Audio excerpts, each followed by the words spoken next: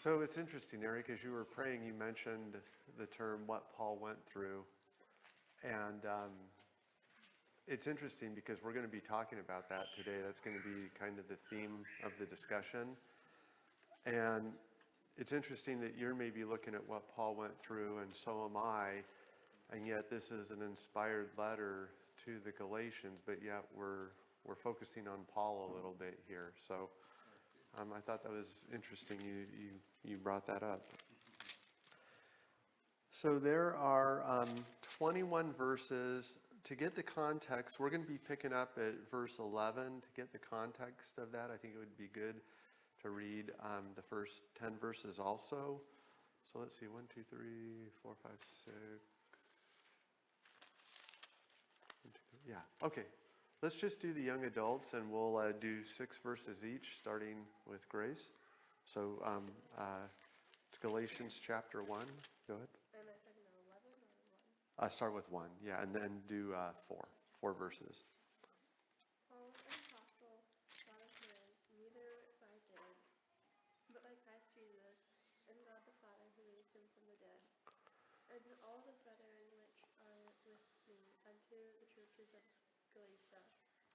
Grace be to you and peace from God the Father and from our Lord Jesus Christ, who gave himself for our sins, that he might deliver us from this present evil world, according to the will of God and our Father, to whom be the glory forever and ever. Amen.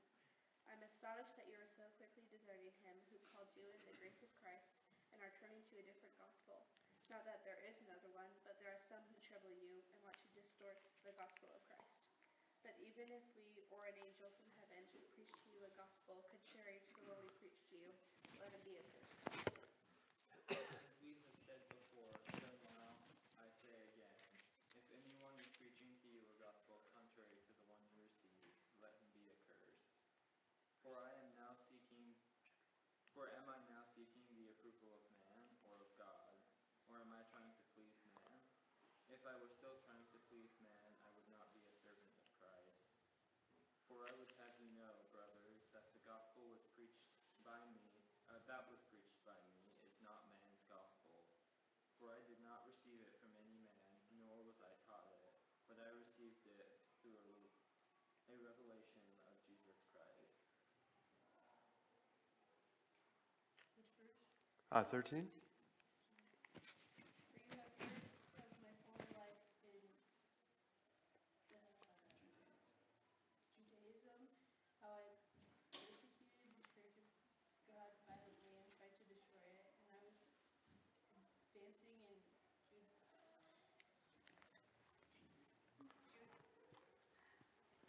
How would you say that, Dad?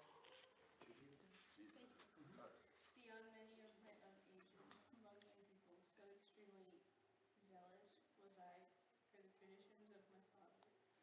But when he who had set me apart before I was born called me by his name, and who called me by his grace, was pleased to reveal his Son to me in order that I might preach him among the Gentiles. I did not immediately consult with anyone. Nor did I go up to Jerusalem to those who were apostles before me, but I went away into Arabia and returned again from Damascus. Then after 3 years I went up to Jerusalem to visit Cephas and remained with him 15 days. But I saw none of the other apostles except James, the Lord's brother. In what I am writing to you before God, I do not lie. Then I went into the regions of Syria and Cilicia, and then I was still unknown in person to the churches of Judea that are in Christ.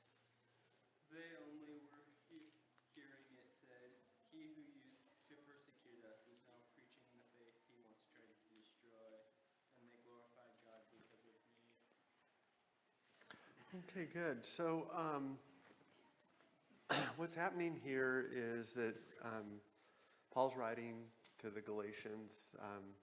There's debate over who they are, but it really doesn't matter because what he's writing to them applies to us also. I guess I would say it matters, but what really matters is it applies to us too. And he had been on his missionary journeys. He had already taught these people about Jesus and grace.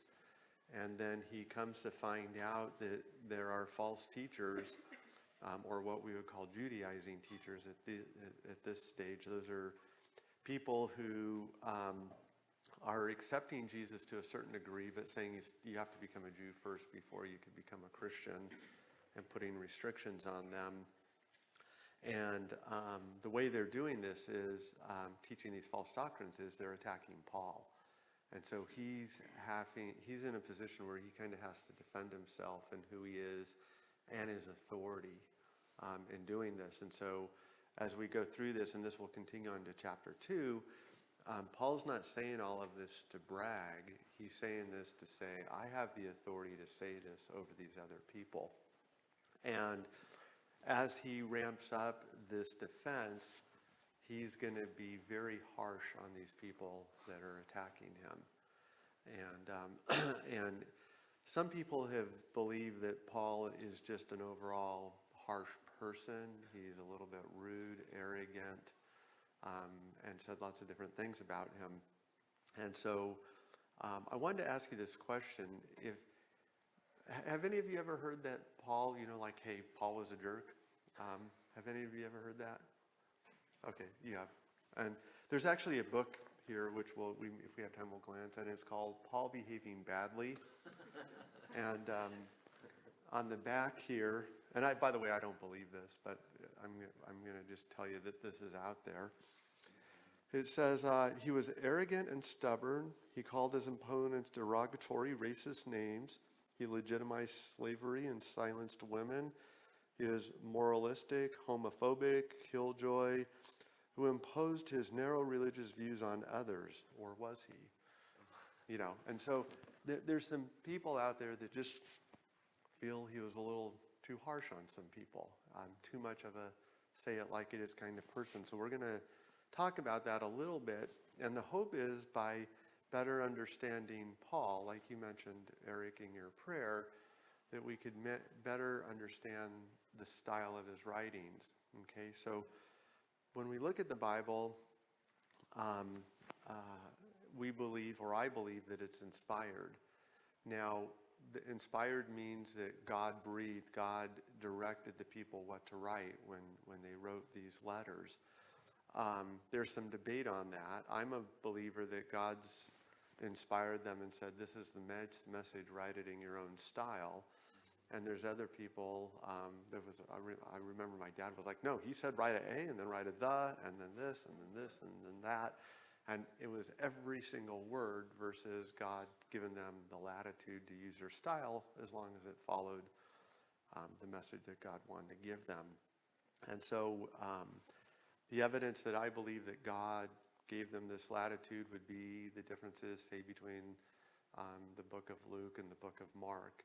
Luke is more of a story. Mark is this happened, and then this happened, and then that happened. And so anyways, Paul is often used as being an aggressive person, and so in this case, we're going to talk about that a little bit and why he's going to go to great lengths to defend himself here. So, what is it called in logic when you're in an argument with someone, and rather debating the evidence, they want to attack you and your credibility? What's that called? Does anybody know that? Grace, you've been studying logic, right? What's that called? It is called that, but there's a fancy, ad hominem, is that it? Yeah. And so what that is, it's discrediting and attacking the person making the argument rather than the argument itself. So an example would be, the reason you don't understand this is because you're stupid, okay? Rather than saying, well, maybe I'm not explaining it right. Or another would be, you don't actually care about the diversity initiative, you just want to generate press. And it's an attack against someone else as a person rather than the evidence. And what happens when you do that, you get further and further removed away from the argument. So let's say a kid goes to school and he comes home and says, hey mom, I just learned that the earth is 15 billion years old. And the mom says, that's not true. The Bible, if you count it backwards, says that it's 6,000 years old. And the kid says, yeah, but mom, you never went to college and my teacher did, and she has a teaching credential. She's smarter than you, so I'm going to believe what the teacher says. The mom says, well, I may have not gotten a 4-year degree, but the person I studied for had a master's degree, and they taught me, and so they're actually smarter than your teacher. And it says, well, not necessarily so. The person that taught my teacher actually had a PhD. You know, and what happens is we start arguing who is the best person to have the opinion that we would accept rather than looking at the evidence. What's interesting about this argument here is that Paul actually has to engage in this argument. It's for him to come say what he's saying, he's having to say, I have the authority to say what I'm saying. And by the way, this lines up with what Jesus is saying. So he's being attacked personally, but at this point he has to kind of re-engage himself with these people and say, look, what I taught you, I have the authority.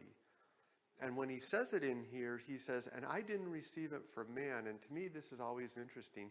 He received it by revelation. So that means he wasn't taught by man. So if you have the apostle, by the way, how many apostles were there?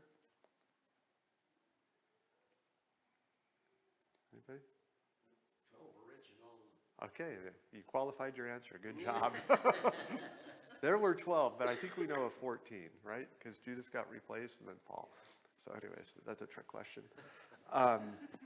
Where was I going on this? So anyways, he received this message by revelation. What to me is very, very unique about this is that what he received by revelation is not in conflict with what Jesus taught and the other apostles. Okay, and so he's saying here, I received this by revelation, not man. Therefore, this is pure. And by the way, I have the endorsements and the acceptance of the 12 apostles that are left over here, and the brother James we'll see later. So he's saying that I received this, and when we look at this, it's the same message, which is pretty incredible when you think about that. Okay, any questions or comments on that? I'll tell you an interesting thing. Christ saw the 12 disciples face to face and taught them. And he also met Paul face to face. I don't know if he met him face to face, but Paul knew who he was when he talked to him on the road to Damascus. So they have the same qualifications. Right. Also, a lot of the 12 disciples, they changed their names. You know, like, okay. And basically that happened to Paul also. Right. Saul. So it's sort of the same thing, it was just a different method he went about it. We must have had the same spirit intervening in our thoughts here. So since you brought up Moses, let's talk about this a little bit. Moses was a leader, right? When we look at leaders throughout, or people of significance, we have Noah, we have Adam, we have Noah, we have Abraham, we have Jacob, Isaac, we have David, we have Saul, we have Peter. And what was interesting is that as I was looking at these things, I was saying, well, what's the difference between all these people? And most of the major characters that we look at, with the exception of Paul, had faults in their life. Paul really didn't have, that I can think of, anything where he said, I was completely wrong. When he was persecuting the Christians, he was doing it with a pure conscience. He says, I think that's in Timothy. So when we look at the Apostle Paul, he's very aggressive. The fact that God and Jesus chose him, what does that tell you about the other 12? What would we conclude? There's already 12 apostles. God, Jesus, decides, I'm going to add another one. What does that tell you about the other 12? That there may be, that he needs someone unique, right? God, they need someone unique to deliver this message to them.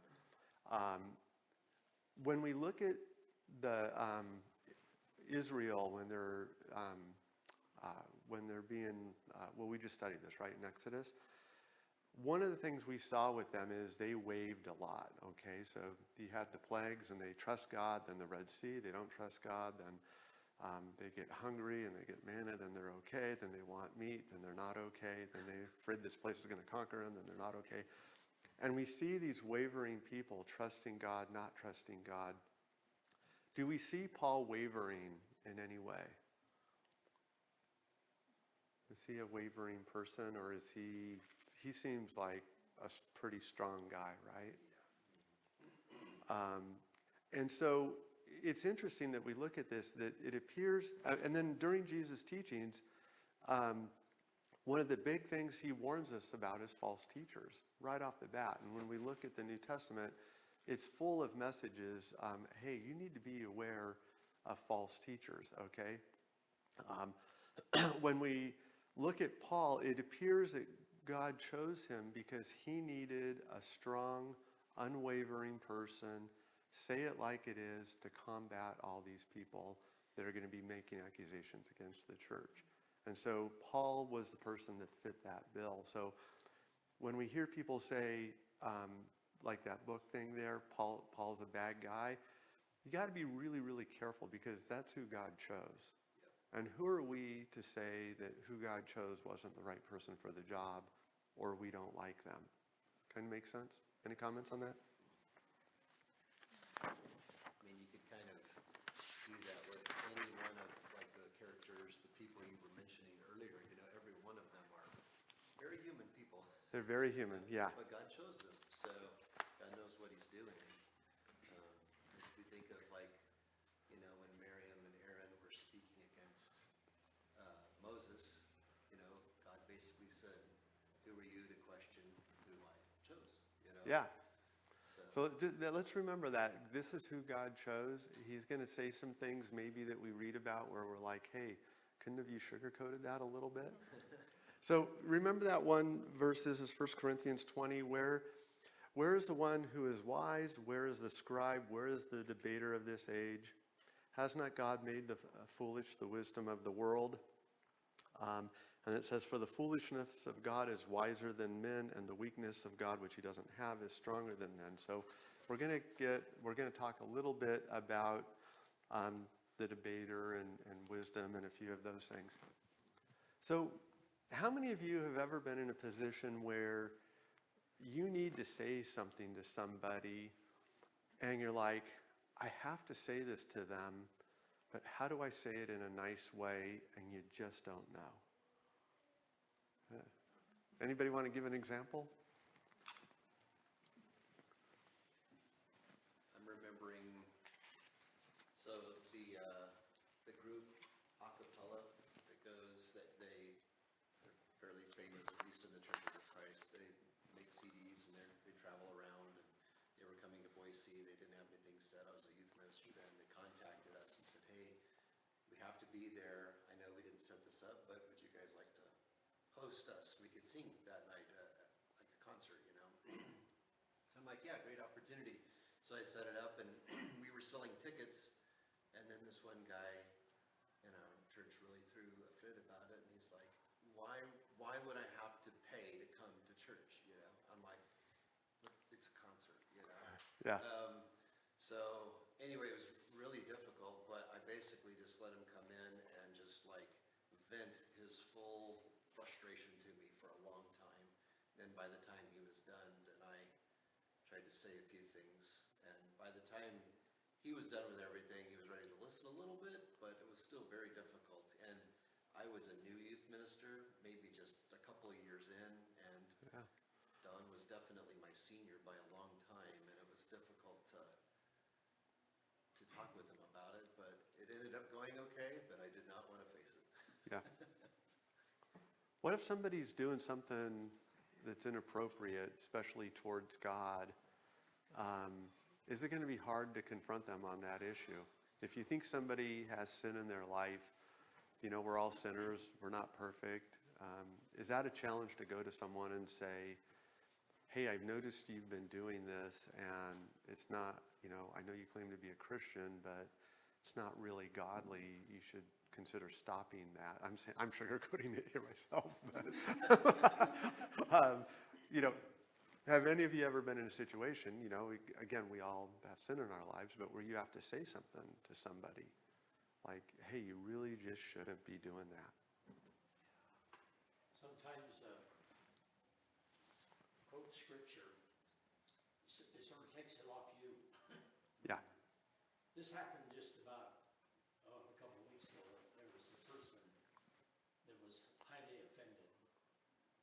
And so I quoted in Matthew where if you've got something against somebody, you go to them and them alone. And hopefully you've gained a brother or sister. If not, then you take somebody with you and try to resolve it. And that person, they took the information. Yeah. See, and I told you, I think we're thinking a lot alike today. So I remember we were all at I'm going to tell you a personal story, but we were at the dinner table and the conversation with a relative came up over homosexuality. And I walk in from working and they're like, hey, Larry, do you think homosexuals can go to heaven? And I was like, and so I forget the verse, but I looked up a verse and I said, it doesn't really matter. I go, let me read you what God says about this. And I read that, don't you know that this, and this will not enter into heaven? And I said, so I'm not going to judge because the Bible tells me not to judge, but I can tell you that it's a sin to God. And I hope God has mercy on their soul, but that's between them and God. Is that a cop-out, or should I have been more like Paul in that case? I don't know. So bottom line is sometimes things need to be said, and there's just no nice way to say them. You just have to say what needs to be said. So I want to talk to you a little bit about things that have changed in the last, let's just say, 40, 50 years. Eric, you'll be able to chime in on this, I'm sure. I wasn't around in the 50s, and then the 60s I was pretty young, but the 70s it was still kind of like that. But they had what they call bear management versus teddy bear management. And bear management is when you had a job, you showed up on time, or else you took your lunch break on time, or else you did what you were told, or else no personal phone calls, no talking about different things, and if you messed up, you got chewed out, okay? And they would say, you need to pick yourself up by your bootstraps and get strong and fix this thing. And that was acceptable back then. And then what happened is times have changed is they went from what they called bear management to teddy bear management. People don't like to be chewed out. They don't like to be told these different types of things. And so from a society point of view, we have kind of changed a little bit from that point of view. Probably when you went to boot camp in the military, my guess is you probably got yelled at more than people do today. So, Yeah, a little bit, yeah. My dad, I got to share this. My dad told me, he said, keep your mouth shut, do as you're told, you'll be okay. Yeah. Because I guarantee you, there's going to be a lot of people that are screw-ups. Yeah. Right off the bat. Yep. I got to tell you. So we're in the barracks, we got this whole World War II DI, blood and guts. And I mean, he was telling you all this stuff.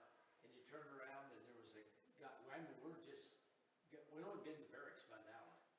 And there was a guy sitting over there on top of one of the bunks with an army blanket over him, smoking, with putting his ashes in a Dixie cup. That old Sergeant Nichols, they went over there and threw that blanket off of him. And he said to him, what are you doing, troop? He goes, I want to fly airplanes, Sergeant. So, yep, I just minded my own business and it was a piece of cake.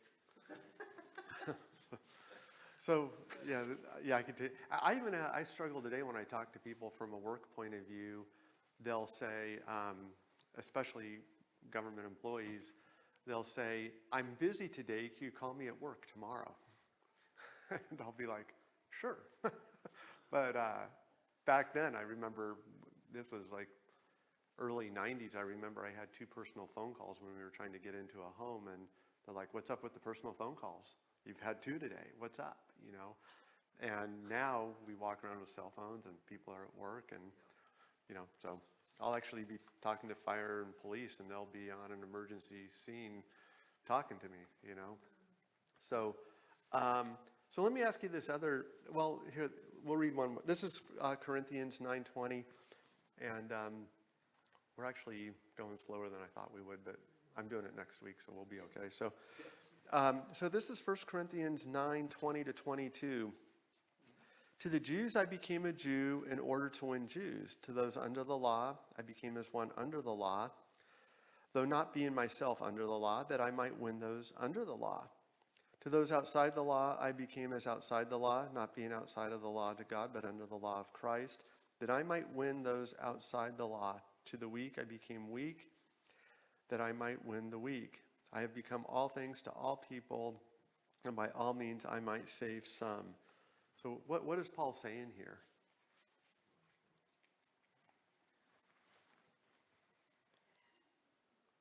Did Paul change his style of communications based on who he was talking to? Yeah, it seems like it. I mean, I've thought about that where, he'll speak to Jewish people one way, and then, when he was in Athens, he went a very different way, and addressed them where they live and the way they thought. They're poets, that kind of thing, so, Right. yeah. You guys should remember the Bible more than what you remember I say, but does anybody remember the 5 reasons why I believe in God that I came up with? So, is the creation of the universe, creation of life, the uniqueness of the Bible, human emotions, and a sense that we have purpose in life. So those were kind of the reasons I came up with for myself. If someone says to me, I believe in evolution, I don't believe there's a God, I'm going to talk to them different than I am going to talk to somebody that says, oh, I believe in God, I just don't think the Bible's accurate. So then I'm going to change the way I talk to people. If I'm talking to somebody that's very emotional, I may say, where do you think emotions came from? A sense of love that you have. Could have it just evolved from chemicals, jealousy, all these emotions? Or what about this sense that you feel like you have purpose in your life? I'm going to talk to them a little different.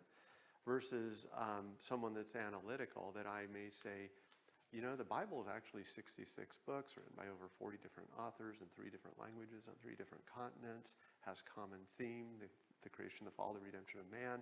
So I'm going to talk to people differently based on where they are. And that's what Paul's saying right here is, based on where you are, it's going to change the way I talk to you. Okay, kind of makes sense. And so we may look at him and say, wow, he's talking to these people and using this type of language, but over here, he's using this type of language. That's all purposeful, okay? And in different types of business, you learn these styles, especially if you're in a sales position, on how to talk to people and recognize where they are so you're communicating with them. Remember where Paul goes up and says, I see you guys believe in many gods. You have this to the unknown God, but I'm here to tell you there's only one. He's talking to them saying, you guys already believe there's a lot of gods, but I'm here to tell you there's only one. So he's talking to them differently than he's talking to these people in Galatians. He's not trying to say to them there's one God. They already believe that for the most part, at least I believe. He's trying to say to them, you got the wrong message. I gave you the right message, but then you changed it. So you see the style differences there and how one can perceive that as being different. So this is more laid back, so you guys keep on, ask questions or make comments or whatever. Okay, so now I want to ask all of you a question. It's not a trick question, but when you grow up, you young adults, and get jobs, would you rather be the boss at work or the employee? Who says that they would rather be the boss? It's not a trick question. Okay. Who says that they'd rather be the employee? Okay, interesting. You're undecided? Okay. Don't be self-employed. It's not. Let me tell you right now, if you ever want to have a day off, don't be a minister and don't be self-employed. Okay. So when we look at this, it's interesting. A lot of people would say, well, I want to be the boss, okay? But they really don't think about it. And so we're going to do this little fun exercise. I think we could fit it in here over what personality style you are and how that, and at the end what we're going to do is we're going to tie this into the Apostle Paul, okay, and see what he thinks. So let's see here, just pass some of these down here. You come up short. I'll tell you what, you want to pass those out and then give one to your, both of them back there?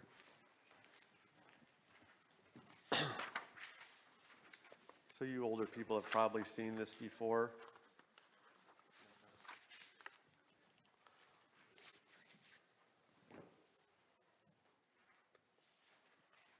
Okay, so when we look at social styles, and again, the purpose of this isn't for us to have a psychology class, but it's to understand Paul a little bit more and why his style. Oh, can you give one back to your dad too? It is what it is. In this scenario, there's 4 types of social style. There's the driver. That's the person who's in charge that says, just do it. Tell me what it's like. If we need to change, we'll change. But we have a goal and we're going to accomplish it now. Okay? That's a driver. An expressive person is a person that has a lot of emotion. They use their hands. They're excited. They like to, at a sporting event, yell and scream. And they just have a lot of emotion, okay? And they like energy and optimism, okay? The analytical person is the, hey, whoa, whoa, whoa, let's slow down. Let's look at the evidence. Let's make sure we're making the right decision. Let's make sure we do this right. Let's have a plan and how we're going to do this. And the amiable is more the person that likes to get along with everybody, okay? They like peace, and they'll actually compromise what they want to do just for the sake of peace, okay? And so when we look at all of this, which one of these styles do you think would be best if you were self-employed and you were running your own business?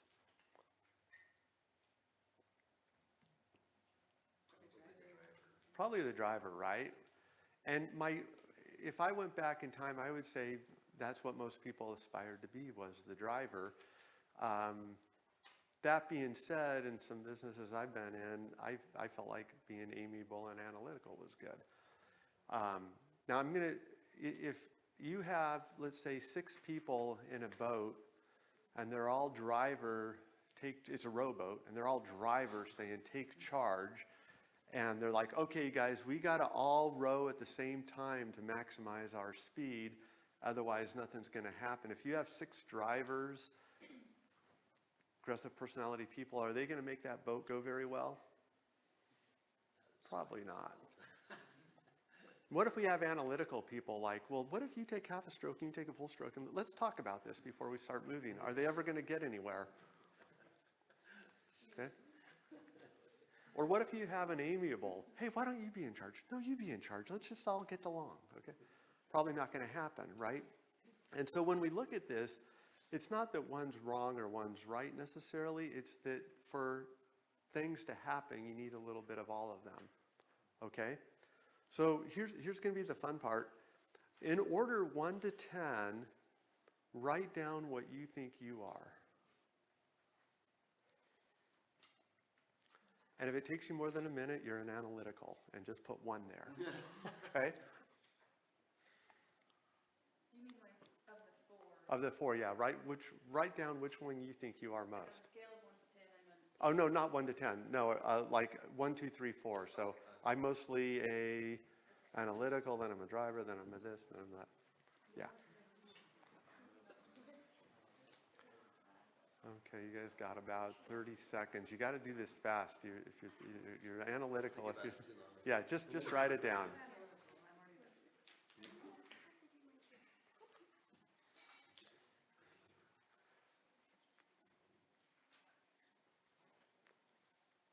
Okay, now that you're done with that, I want you next to that to write down what you think the Apostle Paul would be.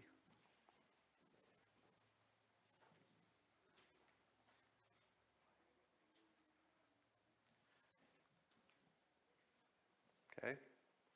What do you think the Apostle Paul would be? Now, Kevin gave me permission to do this. What do you think Kevin is? And then we're going to say, what is Trent? Trent gave me permission to do this too. So, this is the interactive part. Okay, so you wrote down Paul, okay? Well, let's talk about Paul first. How many people, raise your hand, think Paul was more a driver than anything else? Okay, that's what I would say. Number two, so kind of a consensus, no, he was a driver, his biggest personality trait, right? Number two, how many, what do you guys have for number two for Paul? Was he analytical, expressive, amiable? I'll tell you what I had, and then we'll see if we're I had that he was analytical, number two. Okay. Okay. And then I had he was expressive as number three. And I had amiable was the least. Ability to get along. So, kind of interesting how that all pours out. So when we understand this and that there's a need for all of this, and Paul says to them, I am shocked, and I'm going to use more modern terms, that you guys are so stupid that after me telling you that you have faith in Jesus and that you are saved by grace, that you would then heap on all these conditions that make your salvation conditional on your actions. Are you stupid? Did you not hear what I said? Okay? Understanding that he's a driver, and I'm editorializing that. Understanding that he's a driver, does that make more sense that he would talk to them in that way? Okay? It's also probably how he would hear it too, just kind of like those love language gifts, where what you speak is also the way you hear it, but that's probably also what he would expect. He would respond to being talked to that way. Yeah, drivers like to be talked to in that same way. Like, hey, if you got a problem with me, tell me. Yeah. Okay? So I think it's verse 10. I don't have the Bible. Is it verse 10 that says, am I pleasing men or am I pleasing God? Is that verse 10? Yeah, so Paul even says, I'm not here to make you happy. I'm here to tell you you're wrong and that you are missing the point. So you kind of get that? Now, if we have a volunteer, somebody that put that they're amiable as their number one quality. Did anybody put amiable? Okay, Gideon, we're going to let's pick on you instead of your dad. How would you deliver that message, just winging it now, to them? They're messing up. They had the pure gospel. They understood they were saved by grace. How would you say it to them? I'm not really sure how I'd say it, but I know I wouldn't be mean about it. Okay. You wouldn't call them stupid? No. Well, back then, I believe saying you're foolish is kind of like saying you're stupid. Okay. Kevin, how would you say it?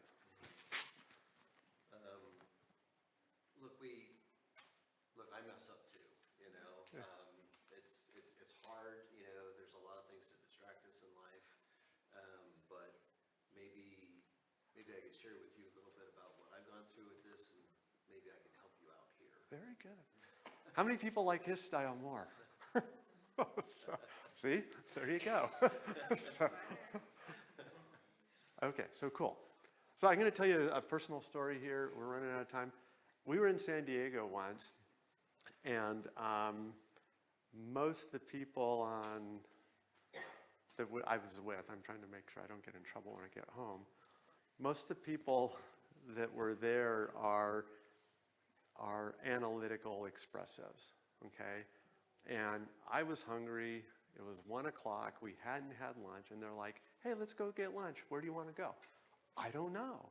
We could go get a hamburger, but there's this Mexican food restaurant over. Oh, and there's Italian over. Yeah, but if we go to the Italian, they're probably going to have a line. So what if we go get Chinese food over here? Well, yeah, but the Mexican food, you get and I'm like, you guys, it's going to be dinner time. Where do you want to eat? This isn't difficult, okay? So you see how we need all of these aspects for different people? Okay, we're down to 2 minutes.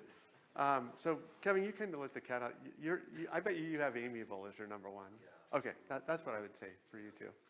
I would say, how many people had amiable for Kevin, number one? No? Oh, okay. All right, let's go, we're down, our time's up. What do you have as a number one for Trent? Analytical, there we go. So you see how when we look at everything here, and we'll tie this into Paul more, we ran out of time, but you see there's a verse in the Bible that talks about there are many parts but one body. So in this, we have people in this congregation. And by the way, I'm the amiable too, you know, whatever you think, I don't care. So, if you want, take what you said about yourself and show it to someone else and say, is this who you think I am? If we had a lot of time, I was going to pass it. And what would surprise you is that what you think you are and what other people think you are probably isn't the same on that. But when we look at the church here, we have, I don't know that it's a problem, but when we have our ministry meetings, sometimes it's hard, you know, like you're being amiable, you're trying to say, hey, I'm in charge all the time. And it's kind of a little bit of like, okay, let's get the meeting started sometime, because there's not that strong personality, which is, I think, good most of the time. But if you look at this, we have, you're more on the amiable side. Trent's kind of an analytical, he's a driver too. He likes to get the job done, right? But it's all these parts that make the whole thing function. So when we look at Paul and what he's writing here, instead of saying, wow, he's really harsh, just recognize he's a part of the big body, but his communication style is more say it like it is. He's not wanting to offend you. He's just wanting to drive the point home. So, okay, that's it. So we'll pick up next time.